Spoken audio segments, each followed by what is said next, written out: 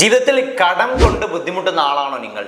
എങ്കിൽ നിങ്ങൾക്കുള്ളതാണ് ഈ വീഡിയോ. എങ്ങനെ കടം കുറയ്ക്കാം, ഘട്ടം ഘട്ടമായിട്ട് നമുക്ക് എങ്ങനെയാണ് നമ്മുടെ കടം കുറച്ചു കൊണ്ടുവന്ന് പൂർണ്ണമായിട്ടും എങ്ങനെ കടങ്ങൾ ഇല്ലാതാക്കാം എന്നാണ് നമ്മൾ ഇന്ന് വീഡിയോയിൽ വളരെ വിശദമായിട്ട് പറയുന്നത്. പൂർണ്ണമായിട്ട് കേൾക്കുക. പറയുന്ന കാര്യങ്ങളൊക്കെ നിങ്ങളുടെ ജീവിതത്തിലേക്ക് അപ്ലൈ ചെയ്യാൻ വേണ്ടി ശ്രമിക്കുക. എന്നിട്ട് അതിന്റെ റിസൾട്ട് നിങ്ങൾ കുറച്ചു കാലം കഴിഞ്ഞ് വീണ്ടും വീഡിയോയിൽ വന്ന് റിസൾട്ട് ഒന്ന് കമന്റ് ആയിട്ട് ഇട്ട് കഴിഞ്ഞാൽ വളരെ നന്നായിരിക്കും. അതുപോലെ തന്നെ നിങ്ങൾക്ക് എത്ര കടം ഉണ്ട് എന്നുള്ളത് ജസ്റ്റ് ഒന്ന് കമന്റ് ആയിട്ട് ഇട്ട് കഴിഞ്ഞാൽ നമുക്ക് ഒന്ന് ജസ്റ്റ് അറിയാൻ പറ്റും.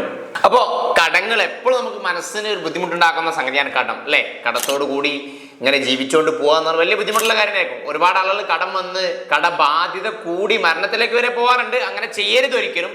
നമുക്ക് എന്ത് കടത്തിലേറെ വലുതാണ് ജീവൻ, കേട്ടോ. ജീവൻ കളഞ്ഞുകൊണ്ട് നിങ്ങൾ കടത്തിന് രക്ഷപ്പെടാന്ന് കരുതരുത്. കാരണം അത് മറ്റുള്ളവർക്ക് നമ്മൾ കൈമാറ്റം ചെയ്യപ്പെട്ടു പോവുക, അല്ല കടമട ഇല്ലാതാവുന്നില്ല. നിങ്ങൾ മരിച്ചു കഴിഞ്ഞാൽ നിങ്ങളുടെ മക്കൾക്ക് മറ്റു കുടുംബക്കാർക്ക് അതൊരു ബാധ്യതയായിട്ട് എപ്പോഴും മാറുക ചെയ്യാം. അപ്പൊ അത് ചെയ്യരുത് ഒരിക്കലും. അപ്പൊ കടം മാറാൻ വേണ്ടി നിങ്ങൾക്ക് ചെയ്യാൻ പറ്റുന്ന കാര്യങ്ങൾ, ഒന്നാമത്തെ കാര്യം എന്ന് പറയുമ്പോൾ ചെയ്യേണ്ടത്, നിങ്ങൾ കറക്റ്റ് എഴുതി വെക്കുക. എത്ര കടമുണ്ടെന്ന് അറിയുക. അവിടെ കടമുണ്ട്, ഇവിടെ കടമുണ്ട്, അങ്ങനെ പറയില്ല. കറക്റ്റ് ഇരുന്ന് നിങ്ങൾ എഴുതണം എത്രയാണ് നിങ്ങളുടെ കടം. ലിസ്റ്റ് ഔട്ട് ചെയ്യുക. എത്ര മുന്നേ കൊടുക്കാനുള്ളതാണ് എഴുതാൻ പറ്റുകയാണെങ്കിൽ അത് നല്ലത്. നിങ്ങൾക്ക് എത്ര കടമുണ്ട്, അത് എത്ര പെട്ടെന്ന് അടച്ചു വിട്ടേണ്ടത്, പെട്ടെന്ന് അടക്കേണ്ടത്, സാവധാനം അടച്ചാൽ മതിയുള്ളത്, മാസം അടക്കേണ്ടത്, ഇങ്ങനെ തുടങ്ങിയൊക്കെ ഡിവൈഡ് ചെയ്ത് വെച്ചിട്ട് കറക്റ്റ് എഴുതി തയ്യാറാക്കുക എന്നുള്ളതാണ് ഫസ്റ്റ് ചെയ്യേണ്ടത്. പലപ്പോഴും നിങ്ങൾ കടം വരാനുള്ള കാരണം ഇത് തന്നെ ആയിരിക്കും കേട്ടോ. കാരണം നിങ്ങളുടെ ഫിനാൻഷ്യൽ കാര്യങ്ങൾ, ഫിനാൻഷ്യൽ മാനേജ്മെന്റ് വളരെ മോശമാവുന്നതുകൊണ്ടാണ്. കാരണം കറക്റ്റ് എഴുതി വെക്കുന്നില്ല.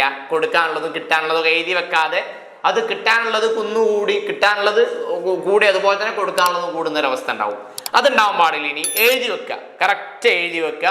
അത് ഏറ്റവും കൂടുതൽ പലിശ, ഇപ്പൊ പലിശക്ക് എടുത്തിട്ടുണ്ടെങ്കിൽ ഇൻട്രസ്റ്റ് കൊടുക്കേണ്ടതാണ്. ഏറ്റവും കൂടുതൽ ഉയർന്ന പലിശ നിരക്ക് കൊടുക്കുന്ന ഏതാണ് അതൊക്കെ മനസ്സിലാക്കി വെക്കണം. ആ രീതിയിൽ ആൾക്കാർക്ക് കൊടുക്കാനുള്ളത്, കടകളിൽ കൊടുക്കാനുള്ളത്, മറ്റുള്ള ബാങ്കിൽ കൊടുക്കാനുള്ളത്, ഇങ്ങനെയൊക്കെ ഡിവൈഡ് ചെയ്ത് കറക്റ്റ് എഴുതി വെക്കുക എന്നുള്ളതാണ് ഒന്നാമത്തെ ചെയ്യേണ്ടത്. ഓക്കെ. രണ്ടാമത്തെ എന്ന് പറയുന്നത്, ഈ കടം കൊടുക്കാനുള്ള ലിസ്റ്റ് എഴുതി കഴിഞ്ഞാൽ അത് പ്രയോറിറ്റൈസ് ചെയ്യാം. ഏതാണ് ഏറ്റവും ഉടനെ കൊടുത്തു തീർക്കേണ്ട കാര്യങ്ങൾ അത് പ്രയോറിറ്റൈസ് ചെയ്യുക. കാരണം കൊടുത്തു തീർക്കേണ്ട പല കാര്യങ്ങളുണ്ടാവും. ഒന്ന് ചിലപ്പം ഉയർന്ന പലിശ നിരക്കുള്ള ഒരു സംഗതി ആണെങ്കിൽ അത് ഒരുപാട് കാലം നീട്ടിക്കൊണ്ടുപോയി കഴിഞ്ഞാൽ വീണ്ടും കടം കുന്നുകൂടും. അപ്പൊ അത് പ്രയോറിറ്റൈസ് ചെയ്യണം. നിങ്ങളുടെ പ്രയോറിറ്റിയിൽ ഒന്നാമത് കൊടുത്തു കഴിഞ്ഞാൽ വളരെ നല്ലത്. അതുപോലെ തന്നെ ഇപ്പൊ വിളിച്ചുകൊണ്ടിരിക്കുന്നുണ്ടാവും ചില ആളുകൾ കടം വാങ്ങി. അത് അവരെ പറഞ്ഞിട്ട് കാര്യമില്ല. കാരണം അവർക്ക് അവരുടെ സ്വത്താണത്, അല്ലെങ്കിൽ അവരുടെ ലാഭമാണ്, അല്ലെങ്കിൽ അവരുടെ മുതലായിരിക്കും നിങ്ങളുടെ കയ്യിലുണ്ടാവുക. അപ്പൊ അത് വിളിച്ചുകൊണ്ടിരിക്കുന്ന ആളുകൾ ഉണ്ടെങ്കിൽ അവർക്ക് പെട്ടെന്ന് അർജന്റ് കാണിക്കുന്ന ആളുകളെ അവർക്കും പ്രയോറിറ്റി കൊടുക്കണം. അങ്ങനെ പ്രയോറിറ്റൈസ് ചെയ്യുക. ചില ആളുകൾ കടം നിന്നിട്ടുണ്ടാവും. പെട്ടെന്ന് വേണ്ട, ഞാൻ ആവശ്യപ്പെടുമ്പോൾ തന്നാൽ മതി, ഞാൻ ചോദിക്കുമ്പോൾ തന്നാൽ മതി, ഇപ്പൊ ആവശ്യമില്ല, ഒരു കൊല്ലം കഴിഞ്ഞിട്ട് മതി, 2 കൊല്ലം കഴിഞ്ഞിട്ട് മതി പറഞ്ഞ ആളുകൾക്കാണ് പ്രയോറിറ്റിയിൽ താഴെ വെക്കുക. അപ്പൊ നമുക്ക് നിർബന്ധമായിട്ട് ഫസ്റ്റ് കൊടുക്കേണ്ട ആളുകളെ പ്രയോറിറ്റൈസ് ചെയ്യുക എന്നുള്ളതാണ് അടുത്ത് ചെയ്യേണ്ടത്. എന്നിട്ട് അതനുസരിച്ചാണ് കൊടുത്തു തുടങ്ങേണ്ടത്. ഓക്കെ. മൂന്നാമത്തെ കാര്യം എന്ന് പറയുന്നത്, നിങ്ങളൊരു ബഡ്ജറ്റ് തയ്യാറാക്കണം. നമ്മുടെ ജീവിതത്തിൽ കടം കൂടാനുള്ള ഒരു കാരണം എന്ന് പറയുന്നത് നിങ്ങളുടെ വരവിലും കൂടുതൽ ചെലവാക്കുന്നതുകൊണ്ടാണ്. 10,000 വരുമാനമുള്ള ആള് എല്ലാ മാസവും 20,000 ചെലവാക്കുകയാണെങ്കിൽ ഒരു കൊല്ലം കൊണ്ട് 1,20,000 കടക്കാരനാവും അയാൾ. അപ്പൊ നമ്മൾ ചെലവാക്കുന്നത്, ഇത് നിങ്ങൾ ചെലവാക്കുന്നുണ്ട്, പക്ഷെ നിങ്ങൾ അറിയുന്നില്ലെങ്കിലോ അപ്പോൾ നിങ്ങൾ കടക്കാരനാവല്ലേ. അപ്പൊ നിങ്ങൾ മനസ്സിലാക്കേണ്ടത്, നിങ്ങളുടെ ഒരു മാസത്തെ ബജറ്റ് നിങ്ങൾ തയ്യാറാക്കുക എന്നുള്ളതാണ്. ഒരു മാസം നിങ്ങൾക്ക് എത്ര വരവുണ്ട് നോക്കുക, എത്ര ചെലവ് നമ്മൾ എസ്റ്റിമേറ്റ് ചെയ്യുന്ന ചെലവുകളുണ്ട്, ഈ ചെലവ് പ്രകാരമാണോ ഒരു മാസം കടന്നു പോകുന്നത് എന്നുള്ളത് നിങ്ങൾ മനസ്സിലാക്കണം. അപ്പോൾ ഒരു മാസം 10,000 രൂപ വരുമാനമുള്ള ആൾ, 10,000 എക്സാമ്പിൾ വരാണ്, 20,000 ഉള്ള ആൾ അതിൽ കൂടുതൽ ചെലവാണെങ്കിൽ അയാളും കടക്കാരനാവും. 1,00,000 വരുമാനമുള്ള ആളാണെങ്കിലും അയാൾക്ക് 2,00,000 ചെലവ് ഒരു മാസം ഉണ്ടെങ്കിൽ അയാൾ കടക്കാരനാവും, തീർച്ചയാണ്. 1,00,000 വരുമാനമുള്ള ആള് മാസം 2,00,000 ചെലവാണ് അയാൾക്കുള്ളതെങ്കിൽ ഒരു വർഷം കൊണ്ട് അയാൾ 12,00,000 കടക്കാരനായിട്ട് മാറും. അപ്പൊ നിങ്ങൾ ചെയ്യേണ്ടത്, നിങ്ങളുടെ വരവ് നോക്കുക, ആ വരവിനനുസരിച്ച് നിങ്ങളുടെ ചെലവ് തയ്യാറാക്കുക എന്നുള്ളതാണ്. അപ്പൊ ചിലപ്പോൾ അനാവശ്യ ചെലവുകൾ ചുരുക്കേണ്ടി വരും.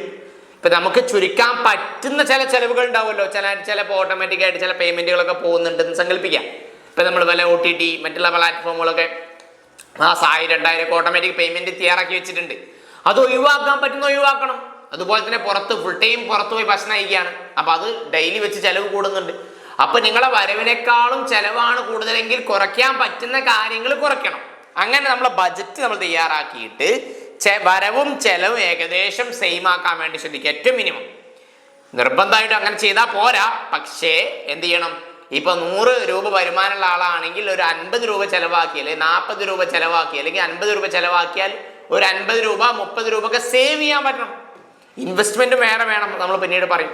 അപ്പൊ വരവും ചെലവും ചെയ്യുക. നിങ്ങൾ യാഥാർത്ഥ്യമുള്ള ബജറ്റ് തയ്യാറാക്കുക, ഈ ബജറ്റ് സന്തുലിത ബജറ്റെങ്കിലും ആക്കാൻ വേണ്ടി ശ്രദ്ധിക്കുക. സർപ്ലസ് ആയ വളരെ നല്ലത്, എപ്പോഴും വരുമാനം ബാക്കിയായാലും വളരെ നല്ലത്. ഏറ്റവും മിനിമം കടമില്ലാതാക്കാനെങ്കിൽ എന്ത് ചെയ്യണം, നിങ്ങൾ ചെലവും വരവും ചെലവും സെയിം ആക്കാൻ വേണ്ടി പ്രത്യേകം ശ്രദ്ധിക്കണം. ഇത് നമ്മൾ ഇന്റൻഷനലി ചെയ്തിട്ടില്ലെങ്കിലും സംഭവിക്കില്ല, അതങ്ങ് മനസ്സിലാക്കേണ്ടത്. അതങ്ങനെ പോകുന്നു, ഇത്രയും കാലം പോയില്ല, ഇനി മുന്നോട്ട് പോയിക്കോളൂ, അങ്ങനെ ചിന്തിക്കരുത്. മറിച്ച് നിങ്ങൾ എഴുതി തയ്യാറാക്കുക. എന്നിട്ട് എത്ര വരവുണ്ട് എത്ര ചെലവ്, അതിനനുസരിച്ച് ചെലവ് ചുരുക്കാൻ വേണ്ടി പ്രത്യേകം ശ്രദ്ധിക്കാം. ഓക്കെ. അതുപോലെ തന്നെ എന്ത് ചെയ്യാം, മറ്റൊരു കാര്യം, കടം കുറയ്ക്കാനുള്ള ഒരു മാർഗ്ഗമാണ്, നമ്മൾ കടം ഇങ്ങനെ വീട്ടിൽ നിന്നുണ്ടാവും, ഒരു കുറച്ച് എമൗണ്ട് ആണെങ്കിലും ഒരു കുറഞ്ഞ എമൗണ്ട് അധിക തുക അടക്കാൻ വേണ്ടി ശ്രദ്ധിക്കാം. ഇപ്പൊ നിങ്ങൾ ലോണിലേക്ക് 10,000 രൂപ മാസം അടക്കുന്നുണ്ടെങ്കിൽ 11,000 അടച്ചു, ഒരു 1,000 രൂപ മാസം കൂട്ടി അടച്ചു. ചെറുതായിരിക്കാം, പക്ഷെ ഇത് കുറച്ചു കാലം കഴിയുമ്പോൾ വലിയൊരു എമൗണ്ട് നിങ്ങൾ എന്തിട്ടുണ്ടാവും, കടത്തിലേക്ക് പോയിട്ടുണ്ടാവും. അതുപോലെ തന്നെ കടം വീട്ടുന്നില്ല, മാസം ഒന്നും കൊടുക്കുന്നില്ലെങ്കിൽ ഒരു കുറഞ്ഞ എമൗണ്ട് കടത്തിന് വേണ്ടി മാറ്റി വെച്ച് വെക്കുക. ചെറുതാണെങ്കിലും അത് മാസങ്ങൾ കഴിയുമ്പോൾ വലിയൊരു എമൗണ്ട് അവിടെ കടം കുറഞ്ഞിട്ടുണ്ടാവും എന്നുള്ളതാണ്. ഓക്കെ. അപ്പോൾ കടം കൊടുക്കുന്നതിൽ കുറച്ചുകൂടി കൂട്ടി കൊടുക്കുക.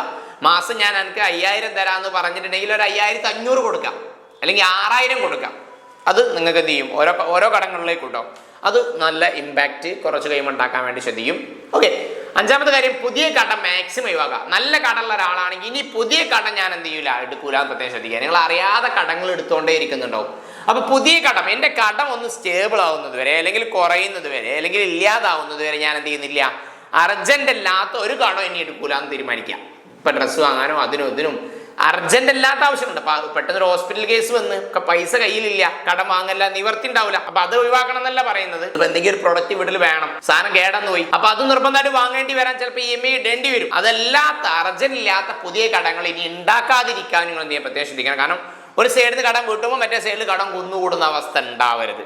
ഓക്കെ. അത് പ്രത്യേകം ശ്രദ്ധിക്കുക എന്നുള്ളതാണ്. കടങ്ങൾ, പിന്നെ കടങ്ങൾ കൺസോൾട്ടേറ്റ് ചെയ്യുക. ഇപ്പൊ പല ബാങ്കിൽ കടമുള്ള ആളുകളാണെങ്കിൽ ഒരുപാട് ബാങ്കിൽ കടം കൊടുക്കുന്നുണ്ട്, അതിനൊക്കെ ഇൻട്രസ്റ്റ് ഉണ്ടാവും. അതിന് പകരം അതെല്ലാം കൂടി ഒറ്റ ബാങ്കിലേക്ക് ഒറ്റ അക്കൗണ്ടിലേക്ക് ആക്കാൻ പറ്റിക്കഴിഞ്ഞാൽ, ഒറ്റ കടമാക്കി അത് മാറ്റാൻ പറ്റിക്കഴിഞ്ഞാൽ ഇൻട്രസ്റ്റ് റേറ്റ് വളരെ കുറയാൻ ഹെൽപ്പ് ചെയ്യും. അപ്പം മൾട്ടിപ്പിൾ കടങ്ങൾ ചെയ്ത് കൺസോൾട്ടേറ്റ് ചെയ്ത് അങ്ങനെ ആക്കാൻ പറ്റുന്നതാണെങ്കിൽ കേട്ടോ, അങ്ങനെ ആക്കുകയാണെങ്കിൽ വളരെ എന്ത് ചെയ്യും, നന്നായിരിക്കും എന്നുള്ളതാണ്. പിന്നെ ഏഴാമത്തെ കാര്യം എന്ന് പറയുന്നത്, നമ്മൾ കടം കൊടുക്കാനുള്ള ആളുകളുമായിട്ട് ചർച്ച ചെയ്യുക, എന്ത് ചെയ്യുക, നെഗോഷിയേറ്റ് ചെയ്യുക. കുറച്ചെങ്കിലും കുറച്ചു തരാൻ പറ്റുമോ. ഇപ്പോൾ ഒരാൾക്ക് 10,000, ഒരാൾക്ക് 25,000, 30,000, 40,000 ഇവരായിട്ടൊക്കെ ഒന്ന് ചർച്ച ചെയ്യും. ഞാൻ വളരെ ബുദ്ധിമുട്ടിലാണ്, അപ്പോൾ എനിക്ക് എന്താണ്, ഇപ്പം ഈ ബാങ്കിലാണെങ്കിലും എനിക്ക് അതിൻ്റെ ഇൻട്രസ്റ്റ് ഒക്കെ കുറച്ചിട്ട് മുതൽ മാത്രം അടച്ചു വിട്ടാനുള്ള ഒരു ഓപ്ഷൻ ചെയ്തു തരാൻ പറ്റുമോ എന്ന് ചർച്ച ചെയ്യുക. പോയാൽ ഒരു വാക്കല്ലേ, കിട്ടിയാലോ. നിങ്ങൾക്ക് ചിലപ്പോൾ 10 ആളുകളായിട്ട് കടം കൊടുക്കാനുണ്ടെങ്കിൽ 10 ആളും ഒരു 1,000 രൂപ വെച്ച് കുറച്ച് തരാൻ തയ്യാറാണെങ്കിൽ 10,000 കട അവിടെ തന്നെ കുറഞ്ഞ് നിങ്ങൾക്ക്. അപ്പോൾ അവരായിട്ട് ചർച്ച ചെയ്യുക. ഞാൻ ഫൈനലായിട്ട് ഞാൻ ഒക്കെ അടച്ചു തീർക്കുക, എത്ര തരണം എന്നുള്ളത് ചോദിക്കുക. കുറച്ചെടുക്കാൻ പറ്റുന്ന കാര്യങ്ങളാണെങ്കിൽ കുറച്ചെടുക്കുക എന്നുള്ളതാണ്. എട്ടാമത്തെ കാര്യം ശ്രദ്ധിക്കേണ്ടത്, ഇപ്പം നമ്മൾ കടക്കുണ്ടാവും, നമ്മൾ ഇനിയും അടുത്ത കാര്യങ്ങൾ പോയി പെടാനുള്ള സാധ്യത കൂടുതലാണ്. ഞാൻ കടം പൂർണ്ണമായിട്ട് വീട്ടിൽ തരാമെന്നൊക്കെ പറഞ്ഞ ആപ്പുകളും പരസ്യങ്ങളൊക്കെ ഉണ്ടാവും. അത്തരം തട്ടിപ്പുകളിൽ പെടാതെ ശ്രദ്ധിക്കുക. വീണ്ടും നിങ്ങളെ കടം കൂടാൻ എന്ത് ചെയ്യും, അത് കാരണവും. ഒമ്പതാമത്തെ കാര്യം എന്ന് പറയുന്നത്, ഞാൻ പറഞ്ഞു നേരത്തെ കടം കുറയ്ക്കണം. കടം കുറയ്ക്കുന്നതോടൊപ്പം തന്നെ വരുമാനം കൂട്ടും വേണം. എനിക്ക് കുറച്ച് കടം ഉണ്ട്, 10 ലക്ഷം, 20 ലക്ഷം, 30 ലക്ഷം, അല്ലെങ്കിൽ 10,000, 25,000. അപ്പൊ ഞാൻ കുറച്ച് സാധാരണ പോകുന്ന വരുമാന രീതിയായിട്ട് പോയി കഴിഞ്ഞാൽ എൻ്റെ കടം വീട്ടാൻ പറ്റൂല എന്ന് നിങ്ങൾ മനസ്സിലാക്കി കഴിഞ്ഞാൽ ഒരു എക്സ്ട്രാ ഏണിങ് ചെയ്യുന്ന ജോലി അതിൻ്റെ കൂടെ പോട്ടെ, ഒരു എക്സ്ട്രാ ഏണിങ്, പാർട്ട് ടൈം ആയിട്ട് ഒരു എക്സ്ട്രാ ജോബ്, അല്ലെങ്കിൽ ഫ്രീലാൻസ് ആയിട്ട് എന്തെങ്കിലും കാര്യങ്ങൾ, അല്ലെങ്കിൽ നിങ്ങളുടെ കയ്യിൽ ഉപയോഗത്തിലില്ലാത്ത എന്തെങ്കിലും കാര്യങ്ങൾ ഓൺലൈനായിട്ട് സെല്ല് ചെയ്തിട്ടോ ഒരു എക്സ്ട്രാ ഏണിങ്സ് ഉണ്ടാക്കാൻ വേണ്ടിയുള്ള മാർഗങ്ങൾ കണ്ടെത്തി നോക്കി. നമ്മൾ ശ്രമിച്ചാൽ കിട്ടുന്നു. ശ്രമിക്കാതിരുന്ന ഒരു ജോലി നമ്മൾ എടുത്തിട്ട് വരില്ല. ഞാൻ ചെയ്യുന്ന ജോലിയുടെ കൂടെ എനിക്ക് 2 മണിക്കൂർ എക്സ്ട്രാ രാവിലെ, ഫോർ എക്സാമ്പിൾ ഇപ്പോൾ ടീച്ചിങ് വർക്ക് ചെയ്യുന്ന ആളാണെങ്കിൽ, ഒരു പ്രൈവറ്റ് സ്കൂൾ വർക്ക് ചെയ്യുന്ന ആളാണ്, 15,000 രൂപ വരുമാനമുണ്ട്, രാവിലെ ട്യൂഷൻ എടുക്കാം, ഒരു 5,000 രൂപ എക്സ്ട്രാ ഏണിങ് അങ്ങനെ മാസം ഉണ്ടാക്കാം. വൈകുന്നേരം 2 മണിക്കൂർ ട്യൂഷൻ എടുക്കാം, ഒരു 5,000 രൂപ എക്സ്ട്രാ ഏണിങ്സ് അങ്ങനെ ഉണ്ടാക്കാം. 15,000 ഉള്ള ആളുടെ വരുമാനം ഇപ്പം എത്രയായി, 25,000 ആയി. ഇനി 2 മണിക്കൂർ ഓൺലൈനായിട്ട് ട്യൂഷൻ എടുക്കാൻ, രാത്രി 1 മണിക്കൂർ, ഞാൻ പറയാണ് എക്സാമ്പിൾ. അപ്പോൾ അതിനൊരു വരുമാനം കൂടുതൽ കിട്ടും. സൈഡായിട്ട് വേറെ സ്വന്തമായിട്ട് ട്യൂഷൻ സെൻ്റർ വേണമെങ്കിൽ തുടങ്ങാം, അത് എക്സ്ട്രാ ഏണിങ്സ് കൂടുതൽ കിട്ടും ബിസിനസ് ആയാൽ. അപ്പം അങ്ങനെ ഒരു എക്സ്ട്രാ ഏണിങ്സ് ഉണ്ടാക്കിയിട്ട് വരുമാനം കുറച്ച് കൂട്ടുക. അപ്പോൾ ഒന്നുകൂടി കടം എന്ത് ചെയ്യും, പെട്ടെന്ന് കുറയും. അതുപോലെ തന്നെ സേവിങ്സും ഇൻവെസ്റ്റ്മെൻ്റ് ഒക്കെ കൂട്ടാൻ എന്ത് ചെയ്യും, അത് നമ്മളെ ഹെൽപ്പ് ചെയ്യുന്നതാണ്. 10ാമത്തെ കാര്യം എന്ന് പറയുന്നത്, ഏറ്റവും നമുക്ക് എന്ത് ചെയ്യുക, പ്രചോദിതനായിട്ട് തുടരുക. പുരോഗതി നമ്മൾ കറക്റ്റ് എന്ത് ചെയ്യുക, ടാർഗറ്റ് ചെയ്യുക. നമ്മൾ കറക്റ്റ് കടങ്ങൾ അടക്കുന്നുണ്ട്, ടാർഗറ്റ് ചെയ്ത് ഒരു മാസം കൊണ്ട് ഞാൻ എത്ര കടം കുറയ്ക്കും. അപ്പൊ കുറഞ്ഞു വരുന്നതൊക്കെ നമുക്ക് മനസ്സിലാക്കാൻ പറ്റി കഴിഞ്ഞാൽ എന്ത് ചെയ്യും, ഹെൽപ്പ് ചെയ്യും. സ്നോബോൾ രീതി എന്ന് പറഞ്ഞൊരു മെത്തേഡ് ഉണ്ട്. അഥവാ ചെറിയ ചെറിയ കടങ്ങൾ ഫസ്റ്റ് കൊടുത്തു തീർക്കുക. അപ്പൊ അത് നിങ്ങളെ പ്രചോദിപ്പിക്കും. ഓക്കെ, ചെറിയ കടങ്ങൾ, കടത്തിന്റെ ഇപ്പൊ ഒരു 15 കട എനിക്ക് കൊടുക്കാനുണ്ട്, 15 ആളുകൾക്ക്, വലുതും ചെറുതൊക്കെ ആയിട്ട്. അതിലൊരു 5 ചിലപ്പോൾ എന്തായിരിക്കും, ഒരു 1000, 2000, 3000 ഒക്കെ ഉള്ളതായിരിക്കും. അപ്പൊ ചെറുത്, മറ്റേത് 10 ലക്ഷം, 10 ലക്ഷം ഇങ്ങനെ കൊടുത്തുകൊണ്ടിരിക്കുകയാണ്, തീരുന്നേ ഇല്ല. അപ്പൊ കടത്തിന്റെ എണ്ണം കൂടി വരാണ്. അപ്പൊ ചെറുത് ഫസ്റ്റ് കൊടുത്ത് ഒഴിവാക്കാം. 500 രൂപ കടമുള്ളത്, 1000 രൂപ കടമുള്ളത്, 1500 കടമുള്ളത്, ചെറുത്. അപ്പൊ ഒരു ചെറുതുകളൊക്കെ കൊടുത്ത് ഒഴിവാക്കിയാൽ നോക്കി, 15 കടം ഉണ്ടായിരുന്ന എന്റെ കടം 10 കടങ്ങളായിട്ട് മാറി. അപ്പൊ നമ്മൾ പ്രചോദനം കിട്ടും, ആ കടം കുറയുന്നുണ്ട്. അത്തരത്തിലുള്ള സ്നോബോൾ മെത്തേഡ് ഉപയോഗിക്കാം. വലിയ കടങ്ങൾ കൊടുത്തു തീർക്കാം, അല്ലെങ്കിൽ അങ്ങനെ ചെയ്യാം, അല്ലെങ്കിൽ ചെറിയ കടങ്ങൾ ഫസ്റ്റ് കൊടുത്ത് ഒഴിവാക്കാം. അപ്പൊ ചിലപ്പോൾ ആ ചെറിയ കടക്കാരെയൊക്കെ വിളിച്ചുകൊണ്ടിരിക്കാം. അപ്പൊ അത് ഒഴിവാക്കാൻ വേണ്ടിയും അതുപോലെ തന്നെ എന്ത് ചെയ്യാം, നമുക്കൊരു മോട്ടിവേഷൻ കിട്ടും. ആ കട ഞാൻ വിചാരിച്ച കുറയാൻ പറ്റും, കുറഞ്ഞു വരുന്നുണ്ട്, ലിസ്റ്റിന്റെ എണ്ണം കുറഞ്ഞു വരുന്നുണ്ട്. അത് നിങ്ങൾക്ക് എന്ത് ചെയ്യാം, ഫോളോ ചെയ്യാൻ പറ്റുന്നതാണ്. അപ്പൊ ഈ കാര്യങ്ങളൊക്കെ ഫോളോ ചെയ്ത് നിങ്ങൾക്ക് എന്ത് ചെയ്യാം, കടം കുറയ്ക്കുക. അതിൽ ഏറ്റവും പ്രധാനം എന്ന് എനിക്ക് തോന്നുന്ന 1, 2, 3 കാര്യങ്ങൾ എന്ന് പറയുന്നത്, ഒന്ന്, കറക്റ്റ് എന്ത് ചെയ്യുക, നിങ്ങൾ കണക്ക് തയ്യാറാക്കുക, എത്ര കടം ഉണ്ട്, എത്ര വരുമാനം ഉണ്ട് എന്നുള്ളത്. രണ്ടാമത്തെ കാര്യം, ബഡ്ജറ്റ് തയ്യാറാക്കുക. എൻ്റെ വരവ് എത്ര, ചെലവ് എത്ര, അത് ബാലൻസ് ചെയ്യാൻ വേണ്ടി ശ്രദ്ധിക്കുക, അല്ലെങ്കിൽ ചെലവ് കുറയ്ക്കാൻ വേണ്ടി ശ്രദ്ധിക്കുക. മൂന്നാമത്തെ കാര്യം എന്ത് ചെയ്യുക, വരുമാനം കൂട്ടാൻ വേണ്ടി ശ്രദ്ധിക്കുക. വരുമാനം കൂട്ടാതെ അങ്ങനെ ഒരു വരുമാനം ഇല്ല, കടങ്ങൾ ഉപയോഗം നടക്കുന്നുണ്ട്, അങ്ങനെ ഉണ്ടാവരുത്. അപ്പൊ നമ്മൾ ഇപ്പോൾ ഉള്ള വരുമാനത്തിൽ നിന്നും വരുമാനം കുറച്ചാണെങ്കിലും കൂട്ടി കൊണ്ടുപോകാൻ വേണ്ടി ശ്രദ്ധിക്കുക. ഈ 3 കാര്യങ്ങൾ ചെയ്താൽ തന്നെ കടത്തിൽ എന്ത് ചെയ്യും, നല്ല മാറ്റങ്ങൾ വരും. അപ്പൊ എല്ലാവർക്കും കടങ്ങൾ വീട്ടി സമാധാനം, സന്തോഷമുള്ള ജീവിതം ഉണ്ടാവാൻ സാധിക്കട്ടെ എന്ന് ആത്മാർത്ഥമായി പ്രാർത്ഥിക്കുന്നു. മറ്റൊരു വീഡിയോയുമായിട്ട് എന്ത് ചെയ്യാം, ഉടൻ കാണാം. അതുവരേക്കും ബൈ.